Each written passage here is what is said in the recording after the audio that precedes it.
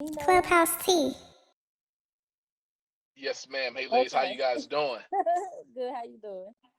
Look, man, I just came in this room. Definitely always looking to give insight. I've been involved in the credit space for over 10 years, and but always learning. It's an evolving business and evolving information. And so again, I good to see CC back on here. Got a lot of great gems from her.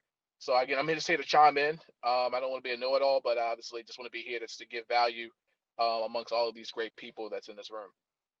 No, I love it. That's why when I come in CC room, she bring me to the top. Sierra invited me to do moderator Clubhouse room with Tea. her. I bring CC up here because we all have different insights.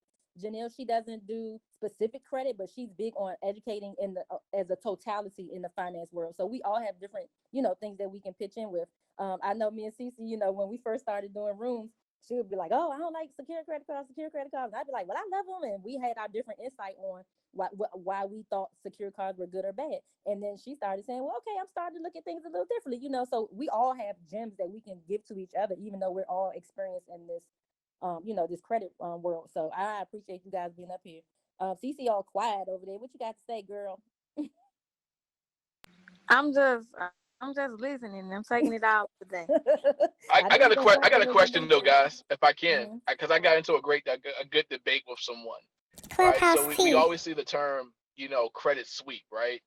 And so someone like myself who goes a lot through the dispute process, we know that there's ways in which individuals utilize identity theft affidavits, obviously to remove information.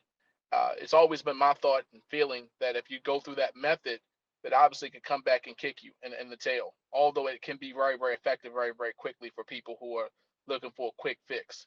I would love to get your spin on that and kind of what do you guys think about those individuals who utilize that as a quick fix to kind of get items removed off their credit versus going through the dispute process. I just touched on that. I was saying how everybody think like credit sweep is so legit, but little do they know that it could backfire Clubhouse because Tea. they don't know what's going on. The people is obviously filing a police report and putting identity theft on it. I don't think it's a good idea because it's not really teaching the client how to properly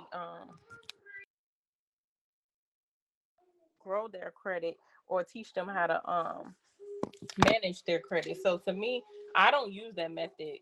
Even though it's quick and it's efficient for a credit business, I don't think it's the best fix for clients on the back end.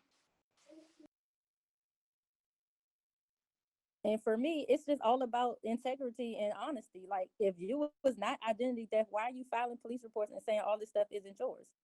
Like, for me, I mean, again, a lot of credit repair companies and agents, they don't care. They're like, look, I don't just want to get paid, and the client's goal is to wipe it clean, so that's what I'm here to do. For me, it's illegal. Actually, it's almost fraudulent that you're saying all these things were applied for, in someone else's name. It's not mine. Filing police reports, like, and maybe you may be one of the ones who it never comes back to bite. Okay, maybe there are people who file disputes normally and just say not mine, and maybe Clubhouse Tea. never did an investigation. They passed the 30 days that they were, due to investigate and respond, and it fell off and never came back. Some people are lucky in that sense. Some people aren't so lucky. And one of my members said she paid a company $89 for 9 months. 11 collections fell off, and 9 of them came back. She was not so lucky. So me, it's just like learn to do things the right way with integrity, especially if you are calling yourself a specialist and expert in this field. But again, some people have different goals for their company. They're like, I'm here to make money. I'm not here to empower people and educate them and teach them beyond here. I don't care what happens to you beyond here. I got your money and you Godspeed. My goal is to make sure that you not only know how to rebuild and repair your credit, but maintain it throughout your lifetime. So that's my take. I don't like that at all. People ask about that in the group, and I won't even chime in sometimes because I'm just like, I just don't even want to talk about it because it's we live in a microwave society. Everybody wants a quick fix, but it backfires. Or what did you learn? So you paid all that Clubhouse money. Tea. Maybe down the line, life happens. I always say this: you never know what life is going to bring you. Your credit gets jacked up again. What you going to do? Keep paying these companies to wipe stuff clean or sweep and lie for you? Like, just do things the right way and research and make sure whoever you're hiring, if you care, that they're doing things with integrity and that they know what they're talking about. CC says all the time, Sierra says all the time, Janelle says it all the time. It's people out here that fix credit, don't know what they talking about. They don't even know what to do. And I don't even have to say they have to have a high score. Maybe you don't know what life brought them that put them in this predicament that they're in. But as long as they know what to do to bounce back and they can teach you those same things, that's who you should be looking for. You need to be vetting who you're paying. You also need to read them contracts before you sign up for credit repair, because I own a business and it's saying there is no guarantee and different stuff like that. But a lot of people don't understand. They may see stuff on Clubhouse like, okay, that person scores a 700. Why mine not a 700? So make sure y'all reading these contracts y'all signing. 100%. Okay, let me give you my take on it. I learned how to do credit sweeps for this purpose and this purpose only, is for educational purposes. So when somebody goes through their process, I know what it looks like. I know, so I can know what the effects are of what goes on and why, right? So if you're filing a police report, you filing it retarded because, well, now let me fix my word. You filing a police report, what is that going to do? Because police can't even solve crimes, and you bogging them down, trying to get them to look at your credit report. That part I don't agree with.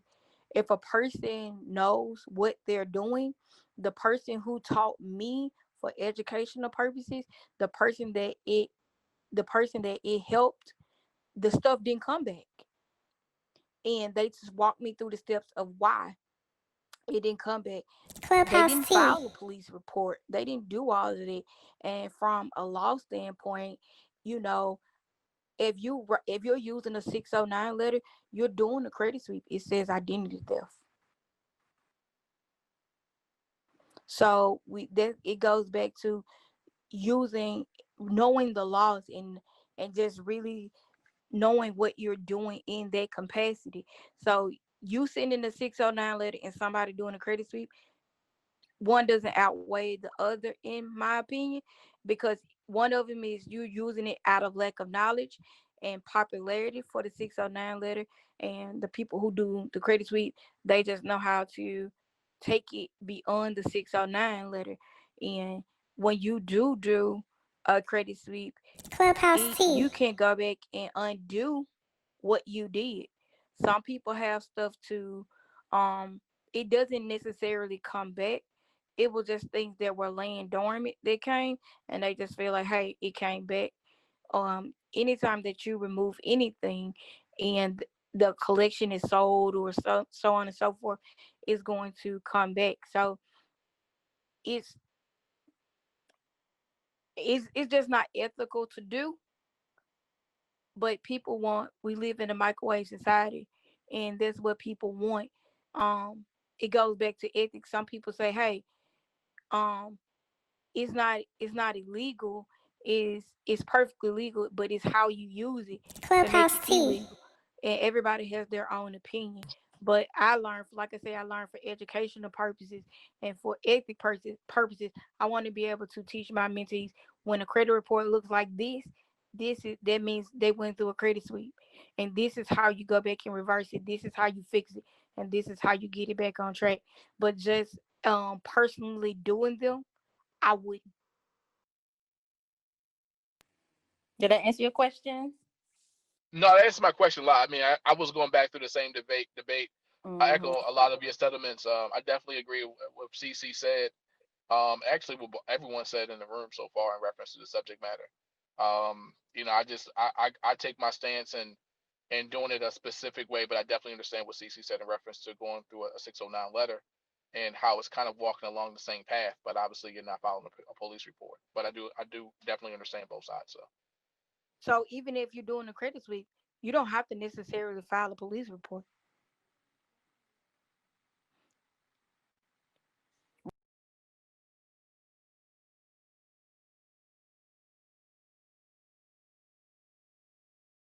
Clubhouse Tea.